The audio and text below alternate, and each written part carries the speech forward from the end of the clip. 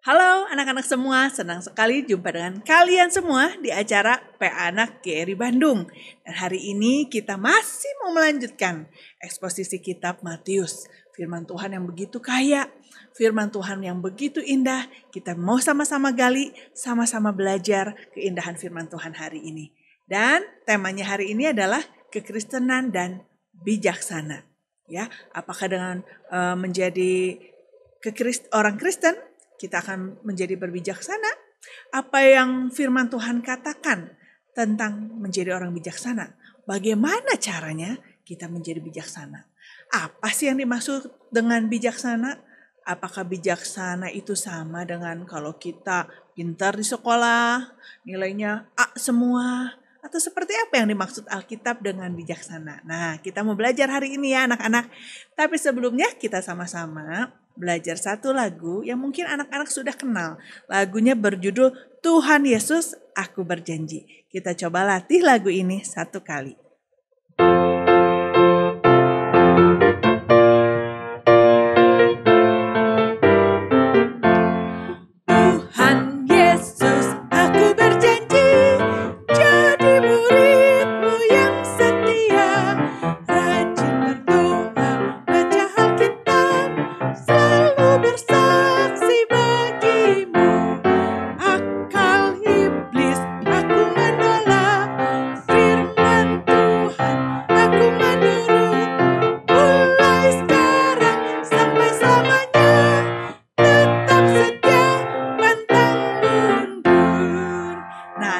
Lagu ini merupakan kata-kata kalimat yang mengungkapkan Tuhan aku berjanji.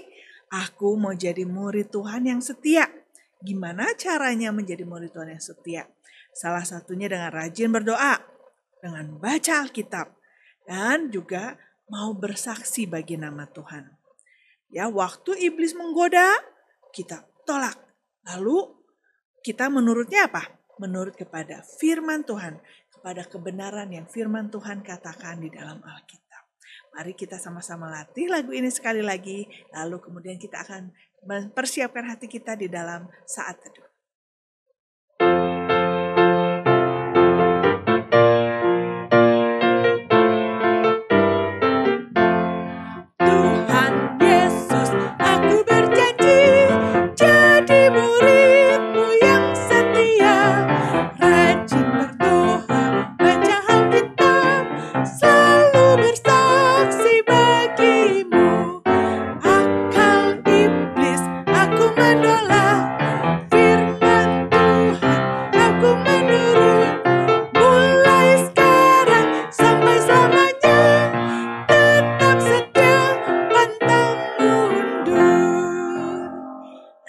Mari kita diam sejenak, kita mempersiapkan hati kita untuk boleh siap memasuki PA anak kita hari ini.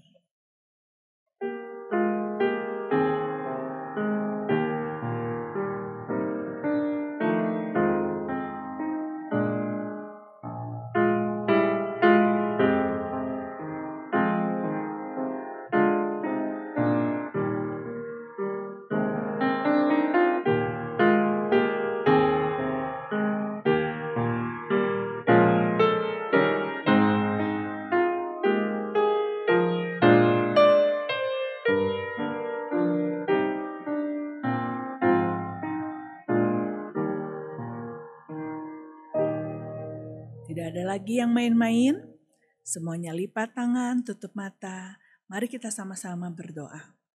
Tuhan Yesus, kami bersyukur, kami berterima kasih. Kami boleh diberikan kesempatan untuk sekali lagi mendengarkan kebenaran firman Tuhan. Tolong biarlah firman Tuhan yang berkuasa itu sungguh boleh menyentuh hati kami, boleh mengubah pikiran kami yang salah, menguduskan kami dan membawa kami kepada kebenaran yang sejati. Biarlah kami bukan hanya tahu, tapi kami juga boleh menyimpan dalam hati kami dan mentaati setiap firman Tuhan yang sudah kami dengar. Biarlah Engkau yang pimpin setiap anak yang mendengarkan hari ini boleh semakin mencintai Tuhan, semakin hidup kudus dan menyenangkan hati Tuhan. Di dalam nama Tuhan Yesus kami berdoa dan mengucap syukur. Amin. Anak-anak, mari kita sama-sama menyanyikan lagu Tuhan Yesus aku berjanji, kita ulang 2 kali.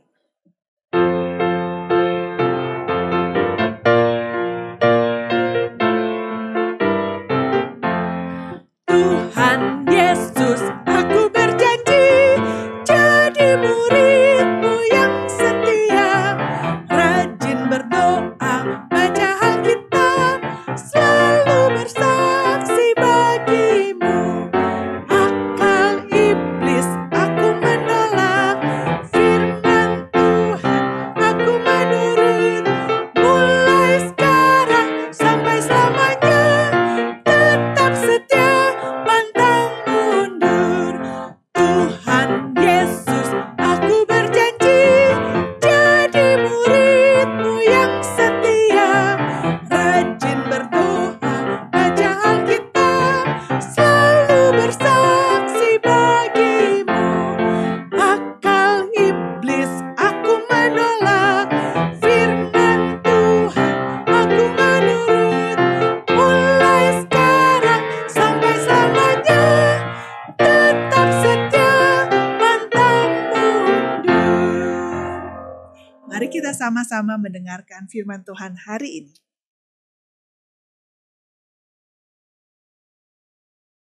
Halo anak-anak sekalian, kita akan kembali melanjutkan dari eksposisi Injil Matius pada kesempatan kali ini.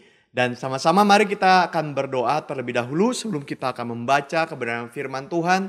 Dan kita akan merenungkan kebenaran firman Tuhan pada hari ini. Mari kita berdoa. Bapa kami yang di surga, kami bersyukur untuk anugerah yang Tuhan berikan bagi kami.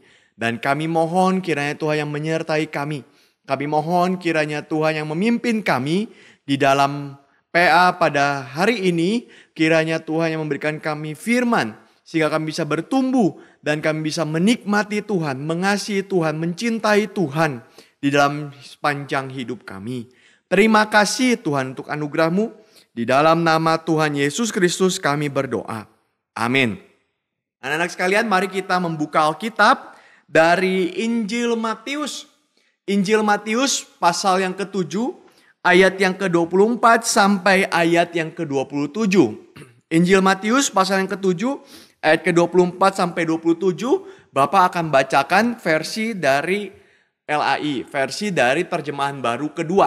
Ya, jadi kalau ada perbedaan dengan versi terjemahan baru ke-1, itu tidak apa-apa. Karena ini versi yang kedua. Mari kita membaca dari Matius 7 ayat 24 sampai 27. Bapak akan bacakan demikian firman Tuhan. Jadi setiap orang yang mendengar perkataanku ini dan melakukannya, ia bagaikan orang bijaksana yang mendirikan rumahnya di atas batu. Lalu turunlah hujan dan datanglah banjir dan angin bertiup melanda rumah itu. Tetapi rumah itu tidak roboh sebab didirikan di atas batu. Namun setiap orang yang mendengar perkataanku ini dan tidak melakukannya, ia bagaikan orang bodoh yang mendirikan rumahnya di atas pasir. Lalu turunlah hujan dan datanglah banjir, dan angin bertiup melanda rumah itu sehingga robohlah rumah itu dan besarlah kerusakannya. Anak-anak sekalian, di bagian yang terakhir dari khotbah di bukit Tuhan Yesus ini, maka kita melihat anak-anak sekalian, Tuhan Yesus mengatakan mengenai 2 macam hal, 2 macam orang, 2 macam tipe orang yang berbeda. Yang pertama adalah orang yang bijaksana. Yang kedua adalah orang yang bodoh. Apa artinya orang yang bijaksana? Apa artinya orang yang bodoh? Anak-anak sekalian, waktu kita dengar istilah bijaksana, apa yang kita akan pikirkan di dalam pikiran kita waktu kita mendengar istilah itu? Seringkali di zaman ini kita melihat bijaksana itu sering diidentikan, sering dikaitkan dengan kepintaran seseorang. Yang namanya orang yang bijaksana misalkan adalah orang yang pintar mengambil keputusan. Misalkan waktu dia sedang ujian. Waktu dia ujian ada pilihan A, B, C, D.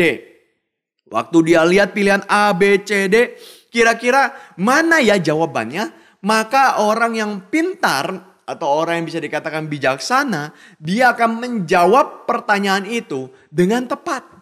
Tetapi orang yang bodoh adalah orang yang tidak bisa jawab pertanyaan itu dengan tepat. Tidak bisa menjawab pertanyaan dari ujian itu dengan baik. Maka di zaman kita seringkali namanya bijaksana itu berkait dengan pengetahuan. Semakin banyak orang tahu, semakin dia bijaksana. Itu sebab kita didorong untuk bisa belajar, terus belajar. Bahkan ada pepatah mengatakan buku itu jendela ya, jendela dunia. Kenapa dikatakan jendela dunia? Karena waktu kita baca buku, kita melihat banyak sekali ilmu pengetahuan dan sebagainya yang membuat kita bisa memutuskan sesuatu dengan bijaksana. Karena untuk memutuskan sesuatu dengan bijaksana, kita perlu ada banyak sekali tahu banyak hal.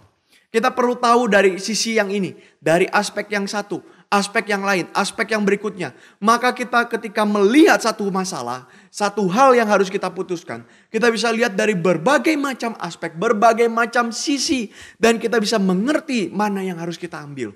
Maka orang mengatakan itu adalah bijaksana. Tetapi anak-anak sekalian, tentu bagian itu ada benarnya juga ya. Bijaksana juga berkait bagaimana kita menentukan sesuatu, bagaimana kita mengambil keputusan. Tetapi anak-anak sekalian, di dalam Alkitab sendiri dan di zaman Alkitab waktu itu, bijaksana jauh mendalam daripada hanya sekedar mengambil keputusan.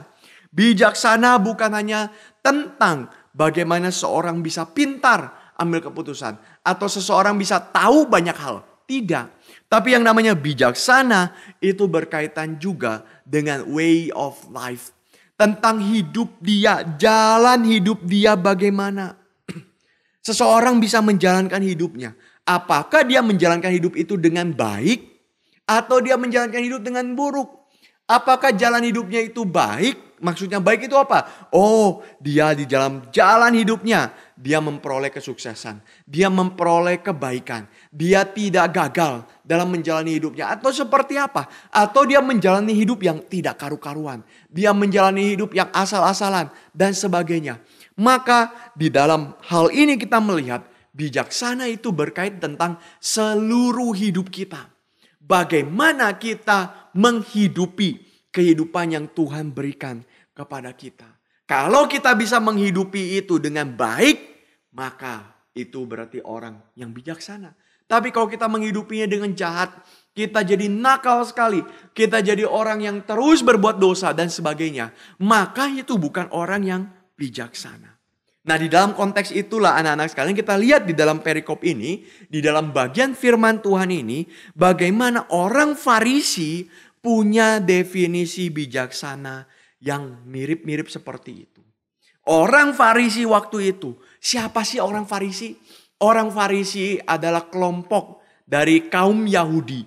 Tidak semua orang Yahudi disebut orang Farisi, tidak. Ada kelompok-kelompok Yahudi yang lain. Salah satunya orang Farisi paling sering bertarung, paling sering berdebat dengan kelompok Yahudi yang lain yang disebut kelompok Saduki. Farisi dan Saduki berbeda. Tetapi apa sih orang Farisi itu? Siapa mereka?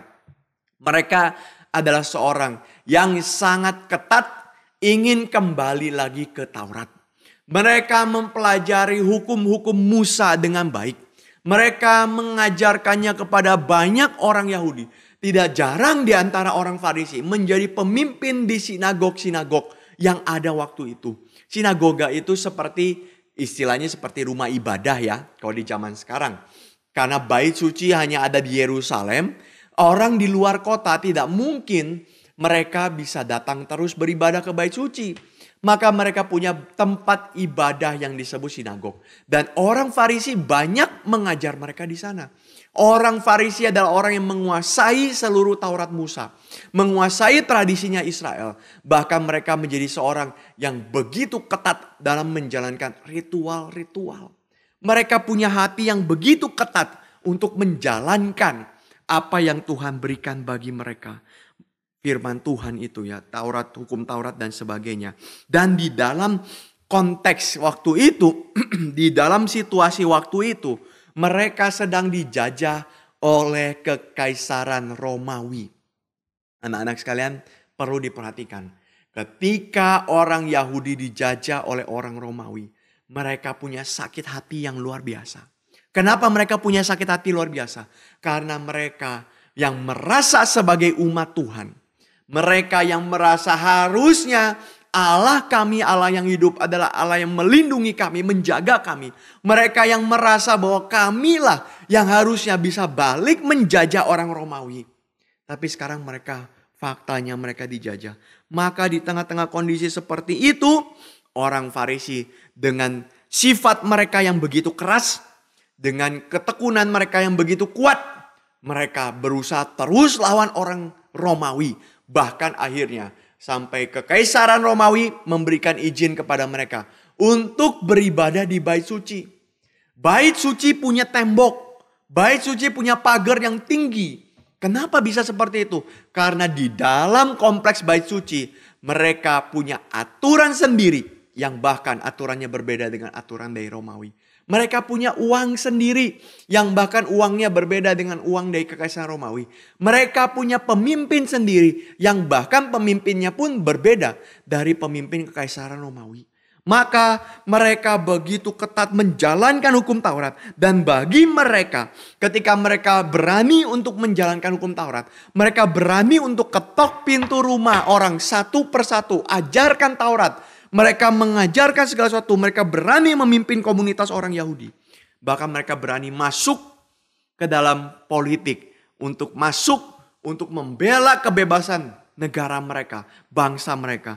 Maka inilah yang disebut dengan bijaksana bagi mereka. Jadi anak-anak, bijaksana itu apa? Bijaksana itu ketika mereka semakin berakar pada tradisi Yahudi. Mereka semakin berakar pada ritual Yahudi. Mereka semakin mengerti identitas mereka siapa. Dan mereka melakukannya berdasarkan identitas mereka. Maka orang seperti inilah yang dianggap bijaksana. Kalau kita orang Indonesia, kita mengerti identitas kita sebagai orang Indonesia. Kita melakukan segala sesuatu berdasarkan identitas itu sebagai orang Indonesia. Maka kita disebut sebagai bijaksana. Tetapi anak-anak sekalian, Tuhan Yesus mengatakan itu tidak cukup. Kenapa tidak cukup? Karena manusia punya bijaksana bukan hanya ketika mereka fokus terhadap hidup mereka yang ada di bumi ini. Apakah betul bijaksana berbicara mengenai way of life? Betul. Bijaksana berbicara mengenai bagaimana kita menjalani hidup. Apa yang paling penting dan apa yang tidak penting. Kita mesti bisa bedakan. Kita harus kerjakan apa yang paling penting, yang prioritas terlebih dahulu. Kita tidak perlu pentingkan apa yang bukan prioritas. Kita pernah membahas tentang tema ini anak-anak sekalian. Maka betul itu berkait dengan bijaksana. Tapi Tuhan Yesus mengatakan kalimat yang lain. Bahwa bijaksana juga itu berkait penuh tentang bagaimana seseorang mengenal Tuhannya dengan benar. Sekali lagi anak-anak sekalian. Bijaksana itu berkait penuh dengan bagaimana seorang mengenal Tuhannya dengan benar. Di dalam Amsal 1 ayat yang ke-7. Amsal 1 ayat yang ke-7, teman-teman bisa membacanya ya. Bapak akan bacakan versi TB2, terjemahan baru 2. Takut akan Tuhan adalah permulaan pengetahuan. Tetapi orang bodoh menghina hikmat dan didikan. Perhatikan ya. Takut akan Tuhan. Apa sih maksudnya takut akan Tuhan? Apakah saya waktu ngelihat Tuhan langsung serem ya ketemu Tuhan? Tidak. Takut akan Tuhan, the fear of the Lord. Itu berarti kita menjadi orang yang begitu tunduk di hadapan Tuhan. Begitu taat di hadapan Tuhan. Kita bukan hanya menghormati Tuhan. Betul kita harus menghormati Tuhan, tetapi banyak orang yang menghormati sesamanya, menghormati orang lain dengan cara yang begitu munafik. Di depan dia terlihat seperti, oh iya saya menghormati engkau, ngomong baik-baik dan sebagainya. Di belakangnya dia cari rencana untuk bagaimana menjatuhkan orang ini. Ini bukan takut akan Tuhan. Kalau kita datang ke gereja, kita seperti baik-baik, kita seperti malaikat begitu. Tapi nanti di luaran kita seperti anak yang tidak kenal Tuhan. Ini bukan takut akan Tuhan. Karena takut akan Tuhan akan membuat seseorang terus ingat bahwa dia hidup di hadapan Tuhan. Dan dia tidak boleh main-main. Bukan karena dia takut dihukum.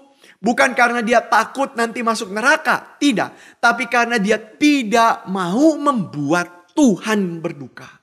Tidak mau membuat Tuhan kecewa. Dan anak-anak sekalian, Alkitab mengatakan takut akan Tuhan ini adalah permulaan pengetahuan. Atau bisa dikatakan takut akan Tuhan ini adalah permulaan dari bijaksana. Maka anak-anak sekalian, manusia sepintar apapun tidak mungkin bisa punya bijaksana kalau mereka tidak punya relasi yang benar dengan Tuhan. Tidak mungkin. Banyak orang yang pintar sekali otaknya.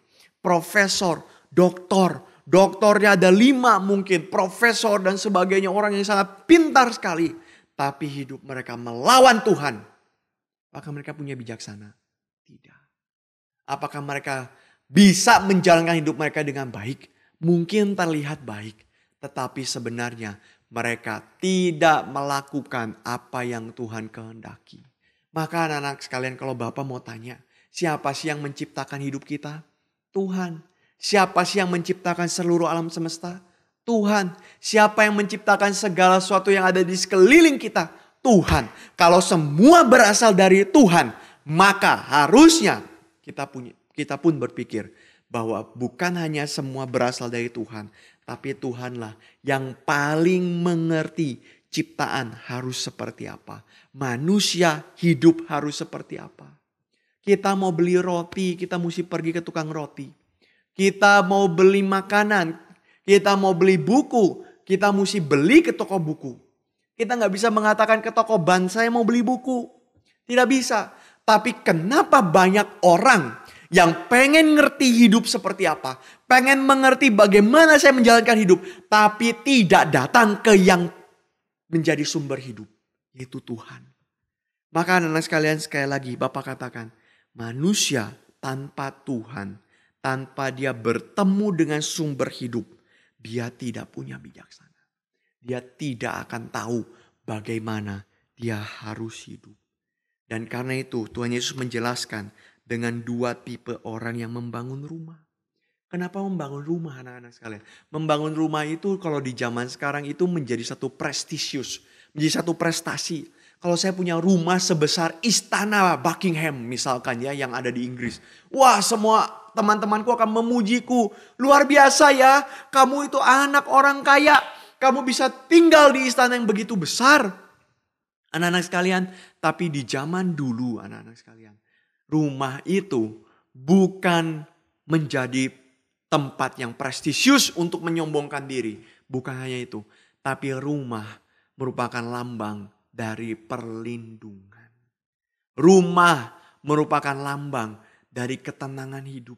Rumah merupakan lambang dari keamanan hidup. Maka seorang membangun rumah tidak boleh sembarangan. Karena disitulah tempat dia tidur. Tidur merupakan satu posisi. Tidur merupakan satu gestur. Satu hal di dalam hidup manusia. Di mana manusia paling rentan untuk disakiti. Anak-anak sekalian, ketika seseorang sedang tidur, dia tidak mungkin bisa tahu ada bahaya di sekeliling dia. Kalau dia sedang tidur, tiba-tiba ada serigala mengintai. Kemudian dia berjalan pelan-pelan. Dia mau terkam orang ini. Orang itu tidak tahu ada bahaya. Maka anak-anak sekalian, ketika kita tidur, ketika kita istirahat, itu merupakan satu tempat, satu hal di mana kita dalam posisi yang paling fragile, paling rentan untuk diserang. Maka manusia tidur tidak di luar rumah. Kenapa manusia tidak tidur seperti binatang? Dia bikin sarangnya di luar kemudian dia tidur di situ. Tidak. Karena manusia tahu di luar ada bahaya. Maka manusia akan bikin rumah yang kuat supaya dia tidak kena bahaya. Bahaya bukan hanya dari binatang buas, tapi juga dari manusia yang lain yang ingin mencuri, merampok, membunuh dan sebagainya. Maka rumah itu sangat penting. Dan ketika kita melihat membangun rumah, maka kita harus mementingkan hal yang paling penting supaya rumah itu tidak hancur. Anak-anak sekalian, tidak ada orang yang bangun rumah asal-asalan, gak ada. Membangun rumah perlu keamanan. Membangun rumah perlu ada safety-nya. Sehingga rumah itu jangan sampai waktu kita di dalam rumah itu kita malah ditimpa oleh rumah itu yang runtuh. Maka anak-anak sekalian, kita lihat ada 2 orang. Ada satu yang membangun rumah dengan bijaksana. Satu yang membangun rumah dengan bodoh. Kita akan mempelajari 2 hal di dalam hal ini. Yang pertama, apa yang bisa kita pelajari? Yang pertama adalah kita mesti melihat, kita mesti memiliki batu karang yang teguh menjadi fondasi dari kehidupan kita. Anak-anak, waktu Kristus membandingkan dua orang membangun rumah, kita tidak asumsikan, kita tidak pikir bahwa yang satu rumahnya besar, yang satu rumahnya kecil. Tidak, bukan itu ya. Tuhan Yesus tidak sedang bicara itu. Tapi kita sedang berpikir bahwa dua-duanya membangun rumah yang memiliki tipe yang sama. Tipe rumahnya sama. Tapi kenapa yang satu berdiri, yang satu runtuh? Kenapa? Kenapa yang satu hancur, yang satu tidak? Karena anak-anak sekalian, meski kelihatan sama, mereka punya dasar yang berbeda. Apa dasarnya? Yang satu dasarnya adalah batu karang. Batu karang itu apa ya? Banyak orang yang mengatakan bahwa batu karang itu adalah Kristus. Gak salah sih anak-anak, betul. Kita punya batu karang itu Kristus. Kristus batu karang yang tangguh. Yang menjadi fondasi hidup kita, betul. Tapi anak-anak sekalian, di dalam ayat ini Tuhan Yesus Kristus tidak sedang mengajarkan semata-mata batu karangnya adalah dirinya. Bukan berarti salah ya, Bapak tidak mengatakan itu salah, bukan. Tapi kita lihat ada sisi yang lain, ada perspektif yang lain Tuhan Yesus sedang bukakan. Yaitu apa? Batu karang itu adalah ketika seorang taat dan menjalankan firman yang Kristus ajarkan. Anak-anak ini harus menjadi perhatian kita, sangat penting. Banyak orang yang mungkin percaya kepada Tuhan Yesus dari luar. Banyak orang yang mungkin mereka menjalani semuanya secara ritual, mereka menjalani dengan baik. Seperti orang-orang Farisi itu menjalani hukum Taurat. Mereka bisa menjalani hukum Taurat bahkan di dalam sepanjang hidup mereka. Mereka menjalaninya jauh melampaui siapapun yang menjadi orang Yahudi. Mereka bisa berpuasa di tiap hari tertentu. Mereka bisa berdoa dan sebagainya. Ritual mereka begitu banyak. Tapi anak-anak sekalian, mereka tidak sungguh-sungguh kenal Allah. Kenapa? Kenapa? Mereka baca Taurat kok. Mereka hidup untuk mempelajari firman Tuhan. Tapi kenapa mereka bukan orang bijaksana? Perhatikan anak-anak sekalian. Karena waktu Tuhan Yesus mengajar, mereka tidak jalankan ajaran Tuhan Yesus. Percuma mereka baca Alkitab. Mereka baca hukum Taurat, mereka kerjakan segala ritual yang dikatakan di dalam hukum Taurat itu. Mereka jalankan segala hal, sungguh-sungguh segala hal. Mereka jalankan dari A sampai Z. Tapi waktu mereka bertemu dengan Tuhan Yesus, mereka tidak tahu ini siapa. Mereka tidak mengenal Tuhannya. Sehingga mereka tidak menjalankan perintahnya. Anak-anak sekalian, ini membuat mereka terlihat rohani. Tapi sebenarnya tidak. Bapak punya satu cerita. Anak-anak mungkin tahu film zombie ya. Zombie itu sangat mengerikan ya. Kenapa zombie itu sangat mengerikan? Karena mereka terlihat seperti manusia, tapi mereka bukan manusia. Mereka bisa berjalan gak? Bisa.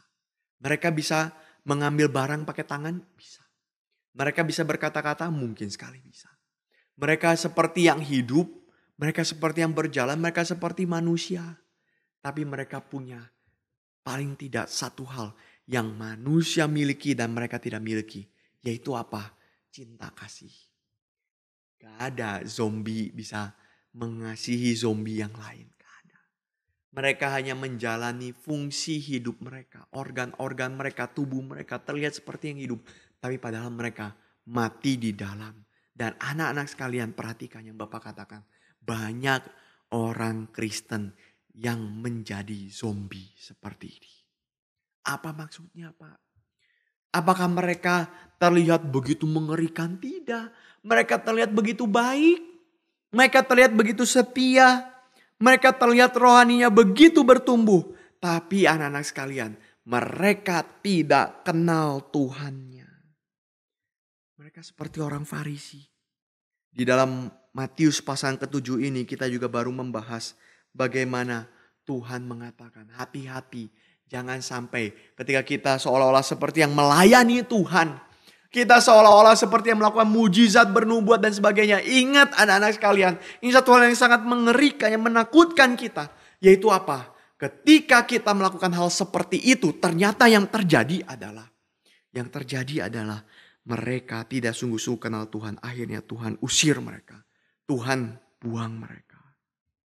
Maka anak-anak sekalian, mereka punya gambaran sendiri tentang Tuhannya. Mereka punya agenda sendiri tentang Tuhannya. Sehingga mereka tidak mempermuliakan Tuhan. Bahkan anak-anak sekalian, orang yang tidak percaya Tuhan pun bisa terlihat seperti yang percaya Tuhan. Hati-hati anak-anak sekalian, hati-hati. Maka kita mesti berdiri di atas batu karang yang teguh. Apa itu? Ketundukan, ketaatan, sungguh-sungguh di hadapan Tuhan. Dan gimana caranya kita taat kepada Tuhan? Selain kita membaca kitab suci, selain kita membaca Alkitab, bagaimana caranya kita taat kepada Tuhan? Anak-anak, tidak mungkin kita taat kepada Tuhan kalau kita tidak mematikan diri kita di atas kayu salib bersama Yesus Kristus. Hah? Apa artinya mematikan diri? Masa saya mau ikut dipaku di atas kayu salib? Masa saya mau ikut untuk dimatikan, dicambuk seperti Yesus? Maksudnya apa? Tidak. Paulus mengatakan mematikan diri artinya apa? Membuang diri kita yang lama dan memakai pakaian yang baru yang Tuhan sediakan bagi kita.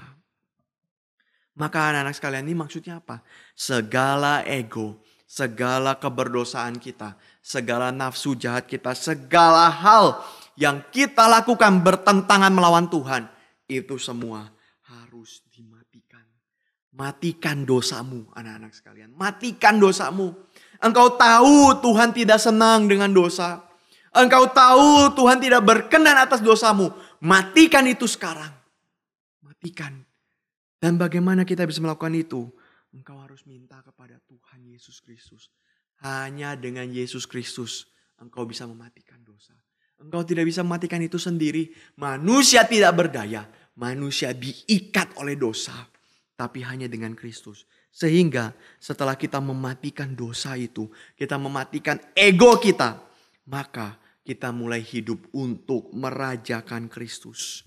Apa maksudnya merajakan Kristus? Apakah kita selalu hormat kepada Tuhan Yesus? Bukan. Tapi merajakan Kristus artinya apa? Mementingkan Kristus lebih dari apapun. Sehingga bukan ego kita yang jalan, tapi kehendak Tuhan yang jalan. Kehendak Tuhan itu apa? Kehendak Tuhan misalkan kebenaran. Anak-anak sekalian, banyak sekali godaan bagi kita untuk berbuat dosa. Salah satunya adalah godaan untuk mencuri. Anak-anak sekalian, anak yang masih kecil bisa mencuri? Bisa. Dia pengen penghapus dari temannya itu. Wah, penghapusnya bagus sekali. Maka diam-diam dia ambil penghapusnya. Dia ambil, lalu dia diam-diam. Dia masukkan ke kantong dan dia pergi. Bisa mencuri, bisa. Mencuri yang lain itu apa? Mencuri jawaban misalkan. Dia diam-diam menyontek. Kenapa dia mau menyontek? Kenapa dia mau mencuri? Kenapa dia mau berbuat dosa seperti itu? Anak-anak sekalian. Karena mereka mengikuti keinginan dosa mereka di dalam hati mereka. Apa keinginan dosa? Keinginan dosa saya mesti hebat, lebih hebat dari orang lain. Maka saya mesti ambil itu. Saya mesti lebih kaya, lebih memiliki daripada orang lain. Maka saya mesti kejar itu. Tapi anak-anak sekalian, engkau sudah hidup percaya kepada Tuhan Yesus Kristus. Maka beranikah engkau mengatakan tidak? Saya mau taat kepada Tuhan apapun yang terjadi. Meskipun saya mendapatkan hal yang buruk, tapi itu sebagai konsekuensi. Dan saya tidak mau mendukakan hati Tuhan. Maka anak-anak sekalian, ketika kita punya komitmen untuk taat kepada Tuhan, ini membuat kita memiliki hidup yang sadar identitas kita sebagai warga kerajaan Allah. Sehingga kita akan hidup sesuai kehendak Tuhan. Dan tanpa ini anak-anak sekalian, kita bisa terlihat Kristen. Kita bisa pakai kalung salib. Kita bisa pergi ke gereja bawa Alkitab. Tapi kita sebenarnya sedang jadi zombie Kristen. Zombie yang tidak akan mendapat bagian di dalam kerajaan Allah. Kenapa? Karena kita tidak sungguh-sungguh taat dan percaya kepada Tuhan. Maka ini hal yang pertama. Hal yang kedua yang kita bisa lihat anak-anak sekalian adalah bagaimana bukan saja kita punya batu karang yang teguh. Kita punya batu karang yang kuat. Yang membuat kita bisa berdiri teguh. Rumah itu bisa berdiri. Sehingga kita memiliki bijaksana. Tapi yang kedua juga kita bisa lihat bagaimana kita punya kesiapan untuk menghadapi tantangan. Anak-anak sekalian, Bapak mau tanya, kenapa ada orang yang membangun di atas batu dan ada orang yang lain membangun di atas pasir? Kenapa? Apa yang membuat mereka berpikir mereka harus bangun di atas batu dan yang satu membangun di atas pasir? Apa? Jawabannya adalah bagaimana mereka mengerti bahaya yang harus mereka hadapi. Anak-anak sekalian, kalau kita lihat di jalan, kadang-kadang ada anak yang pakai motor, pakai sepeda motor, dia kendalikan motor itu, dia tidak pakai helm. Kenapa sih dia tidak pakai helm? Ada lagi tipikal anak yang lain, dia pakai jaket semua tertutup, helmnya full face, semua tertutup sampai bawah. Tapi yang satu dia cuma pakai kaos doang, pakai celana pendek, tidak pakai helm, dia jalan pakai motor. Kenapa bisa ada dua tipe orang seperti itu? Apa yang membuat mereka bisa memutuskan satu pakai helm, satu tidak? Jawabannya adalah seberapa mereka peka terhadap bahaya. Anak-anak sekalian, ketika mereka tidak peka terhadap bahaya, bahkan mereka masuk ke dalam lubang singa pun, mereka tidak sadar. Mereka pikir itu rumah kucing, bukan lubang singa. Anak-anak sekalian, ada satu tempat yang begitu besar. Bapak pernah lihat ya di internet. Ada satu tempat yang begitu besar. Isinya air, tetapi di bawah air itu ada apinya. Ini adalah katel. Ini adalah tempat untuk merebus daripada makanan. Tempat untuk memasak makanan. Ada lobster di pinggir. Dia sedang berjalan. Dia perlu air. Dia sulit bernafas kalau tidak ada air. Dia melihat ada air di bawah situ. Dia langsung menceburkan diri ke air itu. Dan dia merasa lega. Oh, saya bisa bernafas lagi. Saya sudah masuk air. Saya bisa bernafas. Oh, luar biasa ya. Saya bisa hidup. Saya bisa bertahan hidup. Tapi anak-anak sekalian, dia tidak sadar di bawah daripada katel itu ada api yang menyala. Siap untuk merebus dirinya di dalam tempat itu. Inilah gambaran dari orang yang tidak sadar. Orang yang bodoh. Bukan orang yang IQ-nya jongkok ya. Bukan. Orang yang bodoh. Bukan yang nilainya di kelas tidak pernah bagus. Bukan. Tapi di dalam hal ini orang yang bodoh adalah orang yang tidak sadar bahaya. Sehingga mereka gagal antisipasi. Mereka gagal untuk mempersiapkan diri melawan bahaya. Pertanyaannya anak-anak sekalian. Apa bahaya hidup yang harus kita waspadai? Apa? Anak-anak apa sih? Hidup ini ada bahayanya enggak? Atau hidup ini bahagia terus seperti cerita di Disney? Cerita kartun yang hidupnya selalu bahagia. Tidak, hidup tidak selalu bahagia. Hidup ada bahaya. Tapi pertanyaannya, bahayanya apa? Apakah bahayanya itu waktu kita sakit? Apakah bahayanya itu waktu kita mati? Banyak orang yang mengatakan bahayanya itu waktu kita miskin. Miskin itu bahaya. Kenapa kita nggak punya uang? Nanti kita bisa mati karena kita tidak punya uang.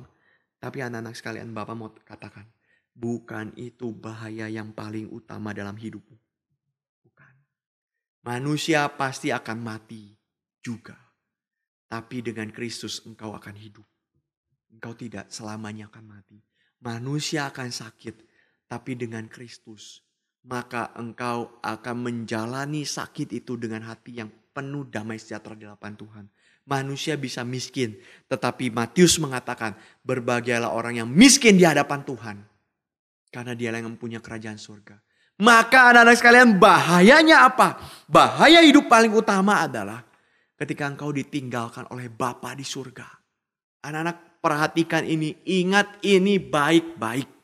Ini yang akan menjadi bekal seumur hidupmu. Kalau engkau mengerti satu kalimat ini. Bahaya paling besar dalam hidup adalah ketika engkau ditinggalkan oleh Bapa di surga. Sehebat apapun manusia, jika Allah tidak menyertai dia, semuanya akan hancur. Kenapa semua hancur? Karena tidak ada manusia yang bisa hidup pada dirinya sendiri, untuk dirinya sendiri. Semua manusia hidup, seluruh ciptaan sampai 2024 di tahun ini. Bahkan tahun-tahun selanjutnya masih bumi ini terus berotasi, berputar. Matahari masih ada, semuanya masih jalan. Karena anugerah Tuhan. Gak ada lagi yang lain. Bukan karena matahari masih kuat untuk bercahaya. Bukan karena bumi masih kuat untuk berputar. Tidak.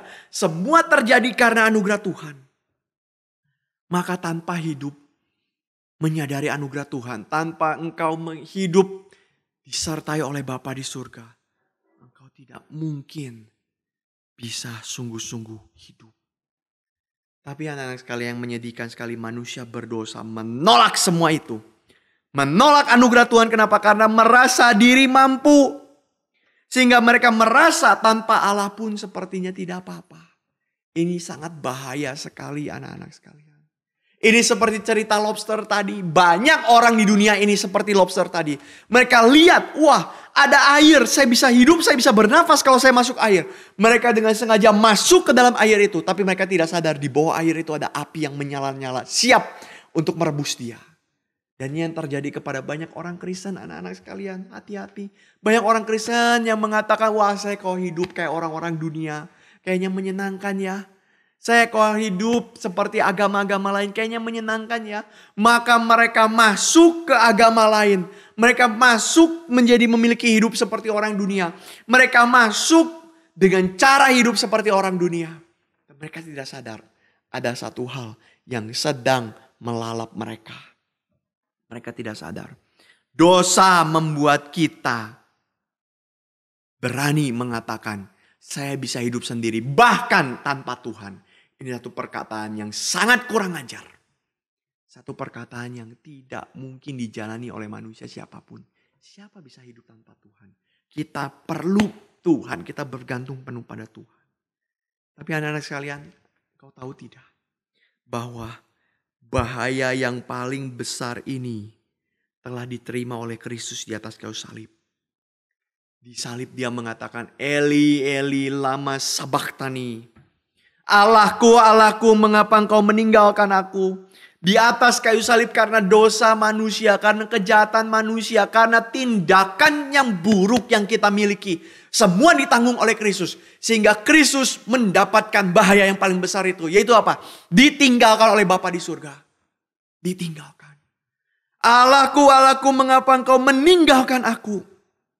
Dia mengalami itu. Kenapa dia mau mengalami itu? Apakah Tuhan Yesus perlu mengalami itu? Anak-anak sekalian, dia mengalami itu supaya engkau dan saya tidak mengalami hal yang sama.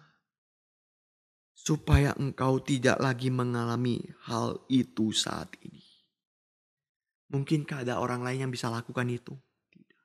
Siapa yang bisa berkata, saya akan jaga Tuhan, saya pegang Tuhan. Supaya Tuhan tidak pergi daripadaku.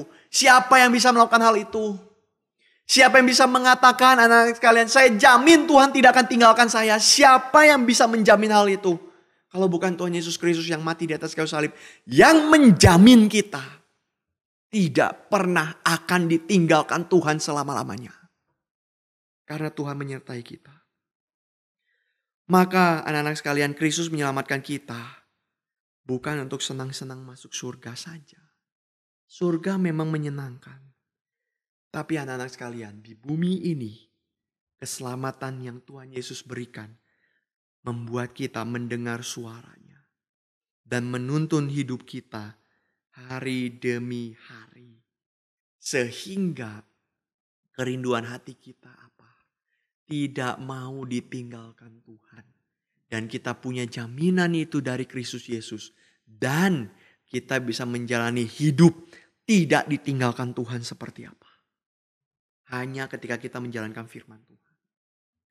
Anak-anak perlu sadar ini. Kita menjadi saksi Tuhan. Bukan hanya supaya orang-orang terima Tuhan Yesus. Betul. Itu betul. Kita menjadi saksi Tuhan. Kita mengabarkan Injil. Kita menjadi teladan bagi orang lain. Bukan hanya supaya orang lain juga bisa diselamatkan. Itu satu hal yang sangat betul. Memang betul. Tapi anak-anak sekalian, engkau juga mesti pikirkan ini.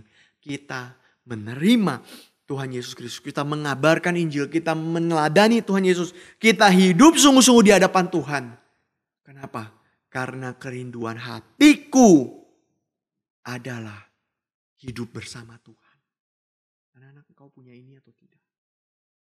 Engkau punya ini atau tidak? Kita tidak perlu takut tidak didengarkan dunia. Kita tidak perlu takut ketinggalan tren. Kita tidak perlu takut kita nggak punya barang-barang mewah yang teman-teman kita punya. Kita tidak perlu takut kita nggak punya rumah besar seperti teman-teman kita punya. Punya mobil mewah dan sebagainya. Kita tidak perlu takut, bahkan kita tidak perlu takut kalau orang tua kita tidak seperfect, tidak sesempurna orang tua yang lain. Anak-anak kita tidak perlu takut. Tapi yang perlu kita kejar adalah bagaimana Tuhan Yesus menyertai kita.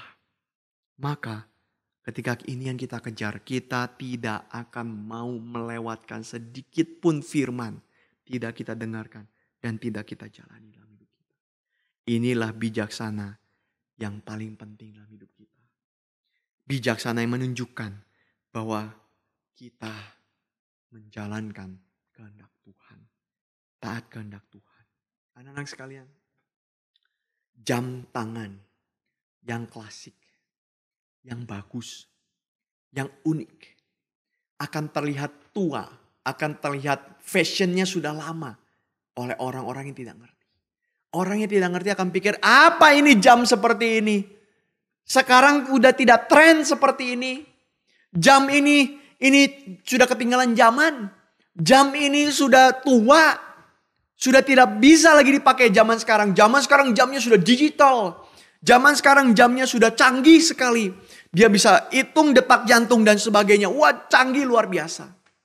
Tapi anak-anak sekalian, tahu tidak? Jam yang sudah tua. Ada tipikal jam tertentu ya. Saya tidak katakan semua jam. Ada tipikal jam tertentu. Memang terlihat tua. Tapi harganya jauh lebih mahal daripada jam digital zaman sekarang. Kenapa? Karena bukan dilihat dari fashionnya. Bukan dilihat dari trennya. Tapi dilihat dari kualitas jam itu. Demikian orang Kristen. Anak-anak sekalian, maukah engkau sungguh setia di hadapan Tuhan? Bijaksana di dalam kekristenan bukan hidup dengan penuh ritual, dengan penuh kekayaan, dengan penuh pengetahuan. Tapi bijaksana di dalam kekristenan adalah hidup dengan penuh firman Tuhan. Maukah engkau setia kepada Tuhan? Amin. Mari kita berdoa. Bapa di surga, kami bersyukur untuk anugerah yang Tuhan beri bagi kami. Dan tolonglah kami Tuhan untuk hidup dengan bijaksana. Sehingga sepanjang hidup kami bisa menjadi saksi Tuhan yang mempermuliakan Engkau. Terima kasih Tuhan. Di dalam nama Tuhan Yesus Kristus kami berdoa. Amin. Ya, anak-anak semua, bersyukur untuk firman Tuhan yang kita bisa dengarkan hari ini. Anak-anak, biarlah waktu kita baca firman Tuhan, kita boleh semakin berbijaksana. Berbijaksana dapat mengerti, dapat kenal apa yang baik, apa yang benar, dan apa yang salah. Apa yang menjadi kehendak Tuhan, dan apa yang bukan menjadi kehendak Tuhan. Dan punya hati yang lebih peka. Apa yang menyenangkan hati Tuhan, dan apa yang menyedihkan hati Tuhan. Biarlah firman Tuhan yang kita boleh dengarkan hari ini membuat kita semakin berbijaksana. Nah, anak-anak, kita mau kembali menyanyikan lagu Tuhan Yesus Aku Berjanji. Sebagai penutup di PA anak hari ini, kita menutup dengan Tuhan Aku Janji. Aku mau jadi murid Tuhan yang setia. Aku mau jadi murid Tuhan yang gak malas-malasan lagi. Aku mau rajin berdoa. Aku mau rajin belajar firman Tuhan. Aku juga mau rajin menjadi saksi Tuhan dimanapun Tuhan menempatkan aku. Yuk kita sama-sama menutup anak kita hari ini dengan menyanyikan Tuhan Yesus Aku Berjanji. Kita nyanyikan 2 kali.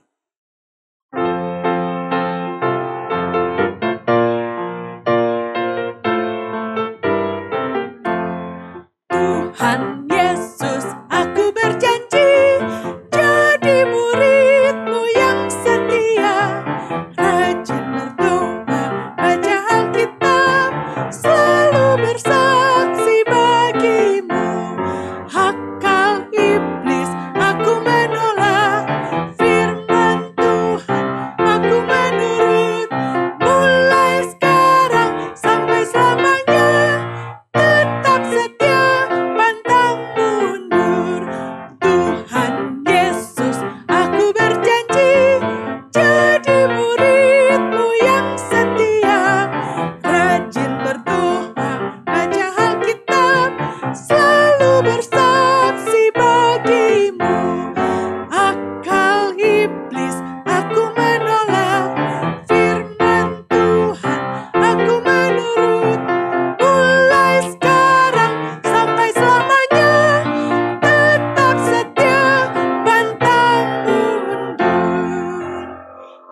sekian PA Anak kita hari ini. Kita jumpa lagi di PA Anak berikutnya minggu depan.